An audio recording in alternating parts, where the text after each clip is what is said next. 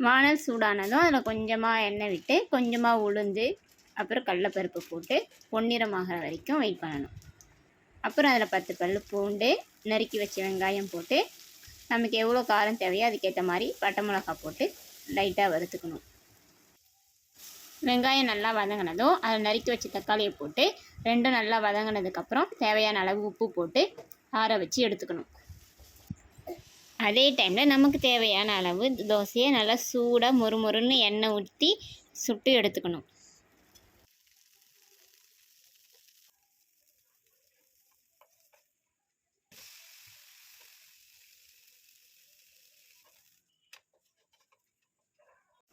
இப்போ வதக்கி வச்சுருக்கிற வெங்காயம் தக்காளி நல்லா ஆறினதும் அதை ஒரு மிக்ஸி ஜாரில் சேர்த்து கொஞ்சமாக தண்ணி விட்டு நல்லா அரைச்சி இப்போ தாளிப்புக்கு சூடான எண்ணெயில் கடுகு கருவேப்பிலை போட்டு நல்லா பொரிஞ்சதும் நம்ம அரைச்சி வச்சுக்கிற சட்னியில் சேர்த்துக்கணும்.